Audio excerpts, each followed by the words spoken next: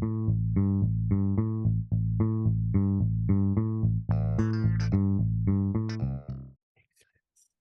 Kristen. Hi, Greg. Here we are again. Here we are, It's nice ready to to see tell you. people what to do. Ready to tell people Uh, what to do, which comes so naturally to both of us. oh, It yes. turns out. So today we were going to talk about building and leading high-performing teams, Yeah.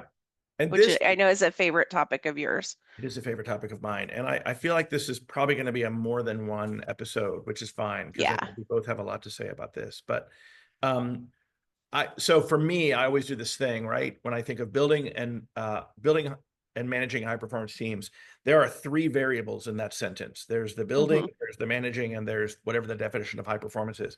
Where do you want to start? Let's start from the beginning. How do you go I love get it. people that are going to be high performers? Um,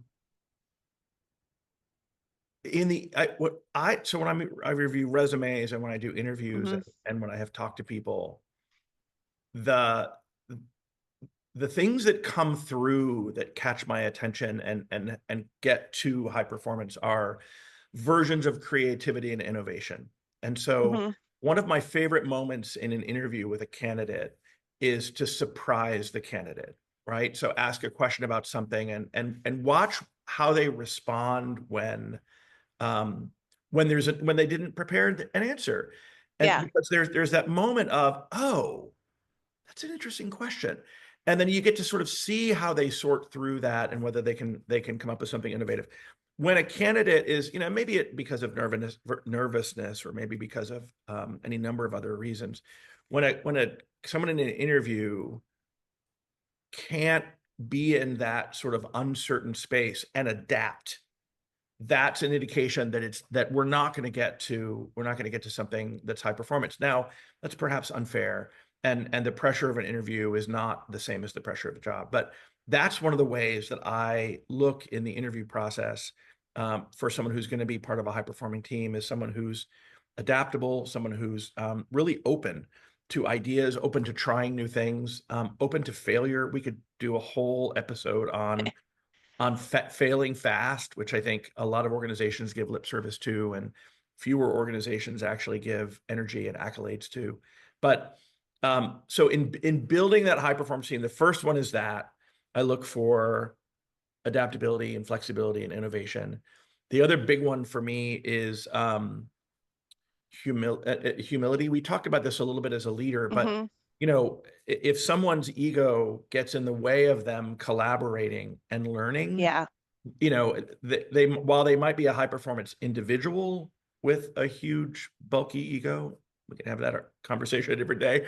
They're going to struggle on a team. So those are two big ones that are for me. What about for you? You have a high Well, performance. so what I've learned over the years is a lot of what you just said, but also depending on the role that I'm looking for, Hmm. especially if I'm leading a bigger team and I've got kind of repeats of the same role, is to find companies that I like to poach from. That's Oh, my secret. And my nice. best one, and I'm sharing this with all of you now, is Enterprise Rent-A-Car. Oh, Because, which sounds random when you're yeah. recruiting into a tech company, but what Enterprise loves to do is they will go get college graduates that they think are entrepreneurial, and they will pluck them and put them in an Enterprise Rent-A-Car facility as the manager for a year or two. And Yeah. they put them through tons of training, and they Yeah. put them through all kinds of customer facing situations. And I'm typically hiring for customer facing roles. And so Right. by the time somebody is ready to look for their next thing after they've worked in enterprise, they have entrepreneurship, they have management skills, they have people skills, they have a bit solid understanding of business, and they're coming out of that and they can go into almost anything else and be highly successful if they stuck it out for at least a year. So that's like one thing I look for, and it's kind of a cheat sheet to hiring good people. Like I've That's a good never one. had an enterprise rent-a-car person that wasn't great. They're Wow. phenomenal. Awesome. Yeah. Yeah. I mean, so they kind of do the work for you up front, and they look Mm. for all those those attributes that you were just talking about, but and then they train them really, really Yeah. well. So, You know, it's funny as I think about that example, and I love that example, and I didn't know that about enterprise, but I realized that and maybe this is selfish, but I don't know, we'll see. I have never gone wrong by hiring someone with restaurant experience. mm-hmm, When I say selfish, it's because I had years of restaurant experience myself as a server in the front of house, and I know that there's a very practical customer orientation mm-hmm. that's true about restaurants. Like if I can have an argument with you all day long about whether you said medium rare or medium well, I'm going to lose that argument. Doesn't matter, Mm-hmm. because what I Yeah. want is to get a tip. That's how I made a living.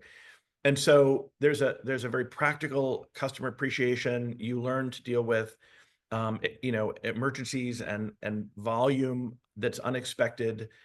So I've always prioritized restaurant people, and I just realized that when you were describing the enterprise folks. Yeah, I mean, my kid is a restaurant person. She's a That's right. barista. And that has been so phenomenal for her for a couple of reasons. One, if you're a barista, you will always have work. You will Yes. always, always have work, especially if you're a decent barista. Hmm. And at this point, she is. So, you know, she could go anywhere in the world and find a job, you Yeah. know. Oh my I gosh, mean, that's she awesome. doesn't want to do that for a living, but Sure. she could.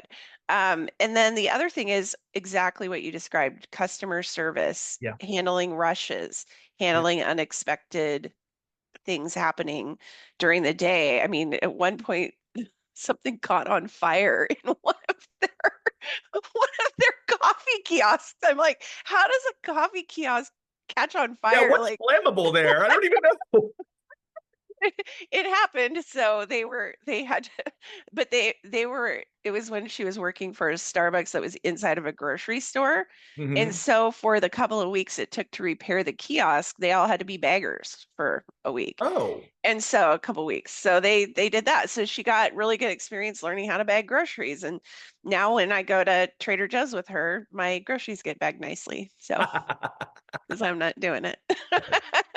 And it's interesting though, because again, thinking about high performance teams and about in this Yeah. example, hiring for high performance teams, we both sort of have these examples of the kinds of Hmm. jobs that we know are flexible, Hmm. customer focused, Hmm. like innovative and creative, like can roll with your kiosk catching on fire, or roll with whatever else. And Yeah. those are the people that really are gonna push to that high performance bar. So I completely Yeah. agree. Yeah. Okay, so that's how do you go get them?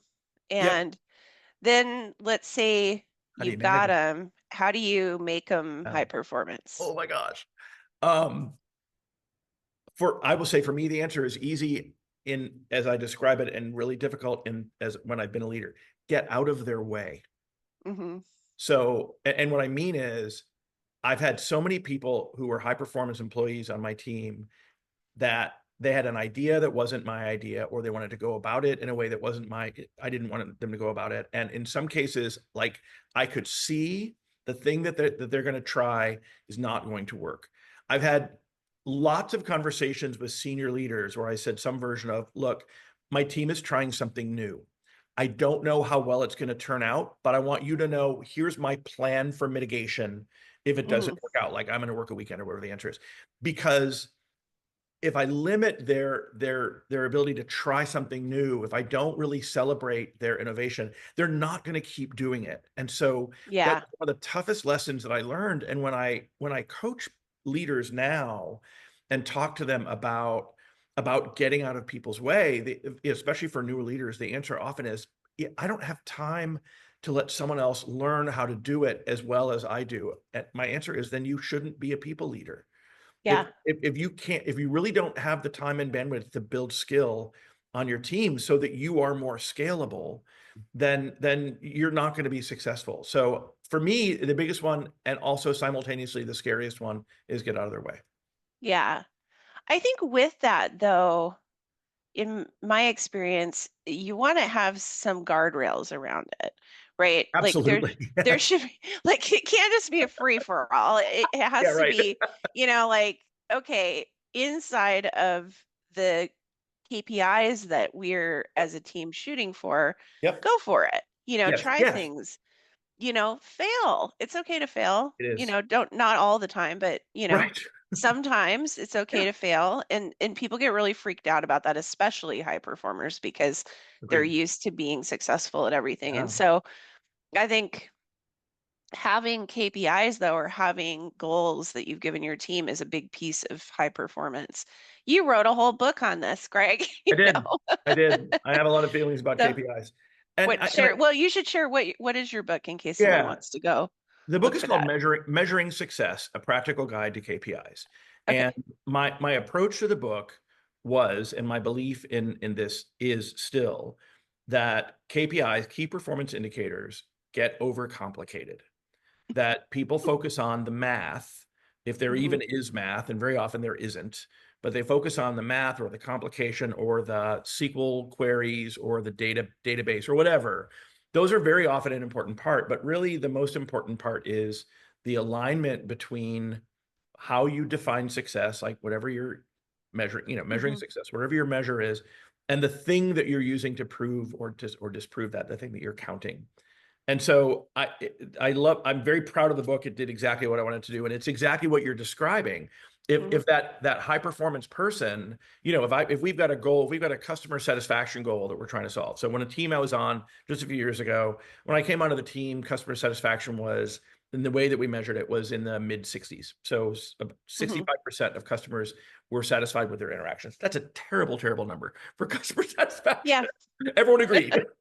So my team was getting really creative and I appreciated that, but we had to hold that, like, all right, interesting idea. That be cool to see how that turns out. Tell me about the connection between that and customer satisfaction. How's that going to show up? And that's the guardrail that I think you're talking about, is that if we're not, Yeah. but even in an innovative space, if we're not focused on that KPI, that definition of success, then we're in somewhere new. Not necessarily bad, but that's a different conversation. Yeah. I think the other thing that sort of goes along with this too, and this goes along with your first point of like giving people space, Yeah. is I think you want to know your people really well. Yeah. Um, and this is something that I think gets skipped a lot. And I'll admit, when I was a newer leader, I did not spend a lot of time getting to know the individuals on my team as much as telling them what to do. Right. And so I think what I've learned over the years is that the one-on-ones that you have with your team members are foundational to management and leadership. Yes. Um, and the reason for that is if you have those conversations and you do it every week, and you should, they've studied Yes. this, the optimal one-on-one time is half an hour once a week, same time, Yep. same Results day. are in. It works. Yep, and it works. And part of it is getting to know your people. And when you get to know your people, you can you can help them with their performance in a way that works for them. Yep. And I think that that is so important, especially for roles in my space, customer success, because customers are all different from each other. People Right. are all different from each other.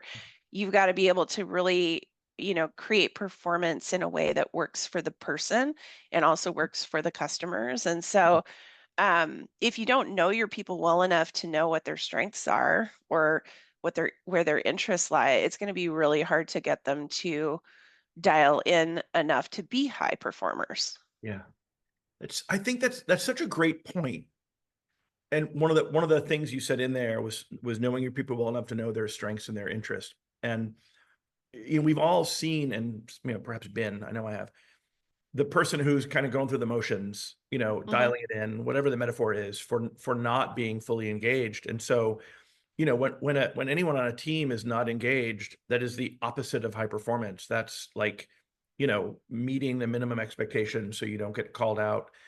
And it's such a difference when you get enthusiasm and Hmm. engagement, when people are like, when their interests and their strengths are aligned to what you need, they like being there, they're having fun, they're engaging with each other, they're supporting each other. All of that becomes that definition of high performance, and it comes from, I think, the point you made, knowing them and kind Hmm. of positioning them in a way that aligns them to those strengths and those interests. Yeah.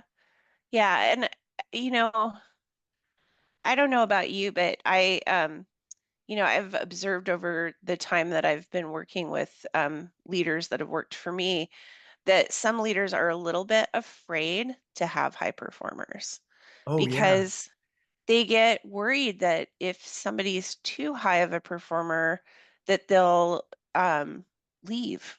Yeah. Well, And yeah. and so then and if they talk about career development stuff or coach too hard, they'll get too good and Yeah. then they'll lose them or they'll outshine the leader or which is another kind of ego thing that can happen, I think. And Yeah. so it's interesting because there's that side of this too where it's almost like sometimes managers probably mostly subconsciously but kind of sabotage their teams. Yes. Do you see that? I do. Yeah. Sorry, I don't mean to act excited like that's fun. The thing yeah, it's great when that sabotage happens. Um, the thing you hit on there that I think is so relevant and necessary to point out is if you're a leader, you are occasionally, if you're lucky, going to hire someone who you will soon recognize is better than you, Hmm. smarter, more folk, whatever the answer, whatever the better definition is. And Yeah. I can name some of those folks in my career overall. And it's a really interesting moment as a leader to recognize that I might be training my new boss here. Hmm. Like if this person stays at this organization and if I stay at this organization, there's potential here that could end up being my leader. That's humbling. And to your point, there can be an impulse to sabotage it or at least not to feed it so that you Hmm. don't, so that, so that I'm sort of preserved and my kingdom is preserved, which, that's a backwards way of approaching it. I'm thinking of someone right now. She was not on my team. I'm not going to say her name out loud, but gosh, she's amazing. She wasn't on my team. I got to be part of her I was going to say audition, her interview loop. I know it's always theater for me. Part of her part of her interview loop and recognized the Uh-huh. amazing potential at the time. And she was on a different team.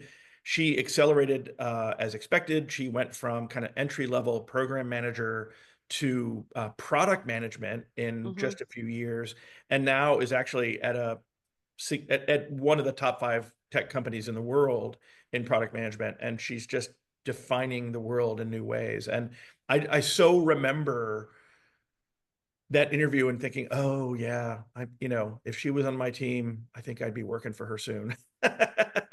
Well, and I think it takes humility to be a leader who's okay with going, I'm really proud of this person that I've Yeah. built, and I'm really proud of them and their achievements, and they should be in that higher position. Yeah. And it doesn't make me any less. Nope. It's just they're Or really more. good, you Yeah. know? And Yeah. you get a halo effect. I think this is what people forget. You get a halo effect if you were part of the group of people that built that person up, Oh yeah. because people see that at your Yes, they company. do. And so, like, I think if you can let go of the part of your ego that wants to always be the one on the team that is the best on the team, then Yes. you actually can encourage performance in a different way as well. Yeah, I Yeah. completely agree. And the part of what happens then, and this is the thing that I always loved, is when you're that person that enables other people's growth, and Hmm. when people see that high performance and they see what your team is doing, you become a destination manager. Hmm. People want to be on your team, no matter what you've got going on, because they see how other people are growing and they see how other people are benefiting. And it's cool. It's one of the Yeah. greatest experiences I've had as a leader to have people come and say, like, what do I need to do to get on your team? Like what are the roles? Like, and not like I want to do this work, I want to be in your team. Yeah. That's the benefit of that. Yeah, there's a really good book that I love called Multipliers. And I think the author is Liz Wiseman. And it is she writes about all different kinds of leaders Mhm. whose the common thread between all of them is that they're really good at building other leaders. Yeah. And Oh, I love they that. become multipliers inside their Yeah. organization because they're building better management structure. Yeah. And I think people kind of undervalue that a little bit because it's sort of like, oh, well, it just means you're good at your job. And then if you're good at your job, you should be a leader. And it's like, no, No. it's its whole own set. We talked about this earlier. It's its whole own set of skills. And also being good at your job doesn't mean you'll be a good leader Uh, necessarily. And if you do a good job as a leader of creating other leaders, um, the impact of that is so broad. If you think about it, like you and I were talking about our first few management gigs where we were kind of not the best leaders, right. right? We had a real impact on the people that worked for us, Not the because best leaders. Well, good way to say it. Yeah. welcome to our podcast. Welcome to our podcast. Remember that time that we sucked? We do. But since then we've become better leaders, right? And then that How we that learned it. Yeah. impact has switched. And so not Yeah. only are we better leaders of our teams and attract people to our teams, but those leaders that we create are also good leaders, Yes. and they have a big impact on the people that work for them, and it's exponential. Yeah. And I think that's one of the things I love about leadership is the potential exponential impact. I completely agree, I'm gonna update a sentence that you made. I think we are better leaders. I also think you and I, as individuals, are uh, like at top tier leaders. We are really good at it, and we both have done it for a long time in different ways. We've learned from when we were less Mhm, good, and we've had that tenacity, and we've had the humility. Those are the things we've talked about so mhm. far, and built our skills. And I think that's what has I know it's what's elevated me, and I can say with confidence, I'm a very good leader, and I have been for a long time, and it's because of all these things we're talking about. So, yeah, Yeah, not accidental. yeah. Well, So, I know we're kind of at time, so this is a sure. good transition point, but I think we might need to do another episode on this, how to build Absolutely. high performing Yeah. teams, because I Yeah, feel like because we we could talk talk about about this more. yeah, we talk about managing, hiring and managing. I think there's much more to say about it, and I Yeah. think it's really core to what it means to be a good leader because everyone wants a high performance team. All right. Well, everybody, if you're listening, we'll see you next time and we'll talk Yes, a we little more will. about this. All right. Nice to hear All right. from you all, and nice to see you, Kristen, as always. Good to see you, Greg. See ya.